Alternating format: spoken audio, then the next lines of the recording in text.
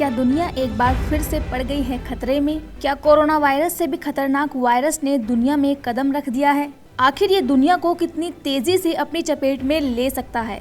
दोस्तों, ये तमाम सवाल आज इसलिए उठ रहे हैं क्योंकि भारत में एक तरफ कोरोना के मामले घटते नजर आ रहे हैं, जो कि काफी राहत वाली बात है, लेकिन वहीं दूसरी तरफ चीन के जिस वुहान शहर से पूरी दुनिया में कोरोना वायरस फैला हुआ था, वहीं के वैज्ञानिकों ने नए कोरोना वायरस न्यूकोव को लेकर चेतावनी जारी की है, जिसके बाद अब दुनिया और भी मुश्किल में पड़ गई है, जिसे लेकर आज तमाम तरह के सवाल उठ रहे हैं, जिनका जवाब आज मैं आपको देने वाली हूं। लेकिन उससे पहले आपको बताते हैं कि भारत के आईआईटी के प्रोफेसर मनिंदर ने कोरोना को लेकर क्या कुछ कहा है।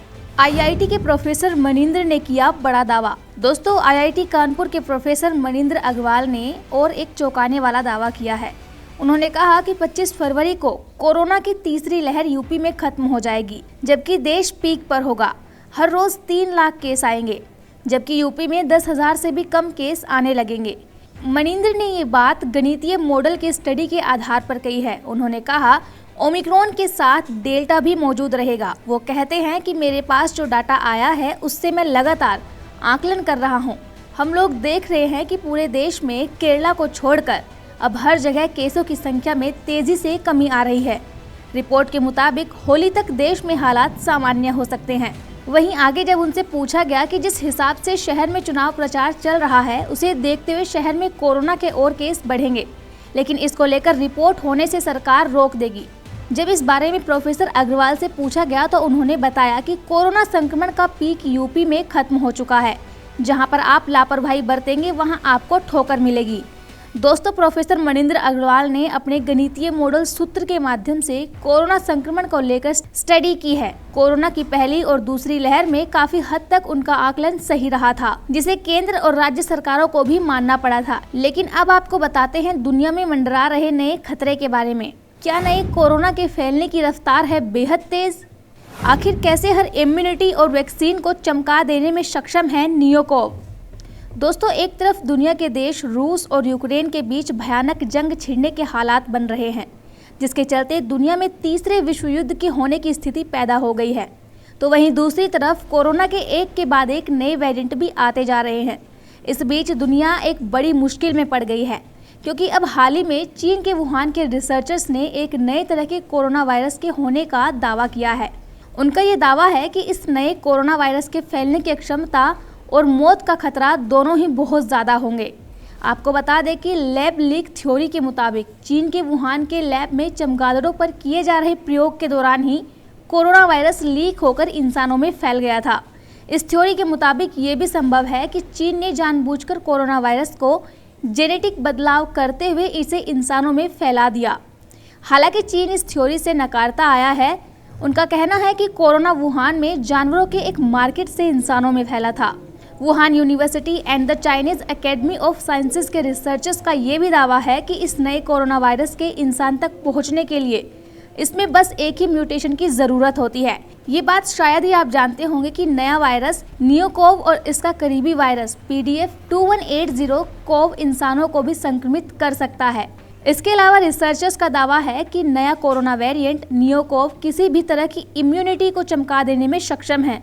इससे मौजूदा सभी कोरोना वैक्सीन इस पर बेअसर हो सकती है। रिसर्चर्स ने कहा कि नए वेरिएंट से इंसानों को ज्यादा खतरा इसीलिए है क्योंकि ये होस्ट सेल ACE2 रिसेप्टर्स पर पहले ही कोरोना वेरिएंट की तुलना में अलग तरीके से जुड़ता है। दरअसल वायरस अपने स्पाइक प्रोटीन पर पाए जाने वाले रिसेप्टर्स बाइंडिंग डोमेन के जरिए ही इंसान के दिल और फेफड़े के सेल पर पाए जाने वाले प्रोटीन से चिपककर इंसान के शरीर में प्रवेश करता है और उसे संक्रमित करता है।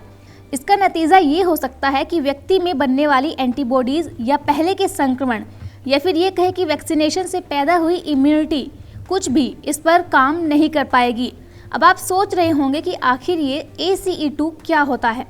दरअसल दोस्तों, इसे एंजियोटेंसिन कन्वर्टिंग एंजाइम 2 कहा जाता है। दोस्तों, एक रिपोर्ट के अनुसार न्यूकोव वायरस नया नहीं है। ये वायरस कुछ साल पहले फैले मर्स-कोव वायरस से संबंधित है। मर्स-कोव वायरस 2012 और 15 के दौरान खाड़ी के देशों में फैला था। मर्स-कोव वायरस से मर्स नामक बीमारी होती है, जो कि बेहद जानलेवा मानी जाती है। मर्स-कोव इंसानों में कोरोना वायरस के फैलने के लिए जिम्मेदार SARS कोविड-2 से मिलता जुलता है। रिसर्चर्स के मुताबिक कोरोना का नया वेरिएंट माना जा रहा नियोकोव वायरस में काफी हद तक मर्स कोव वायरस और कोरोना वायरस दोनों से मिलते जुलते गुण पाए जाते हैं। दरअसल नियोकोव में मर्स कोव वायरस जैसा ज्यादा मौत के खतरे वाला और कोरोना वायरस की तेजी से फैलने वाला गुण भी पाया गया है। मर्स कोव वायरस से होने वाली बीमारियों से हर दिन में 3 में से 1 व्यक्ति की मौत हो जाती है।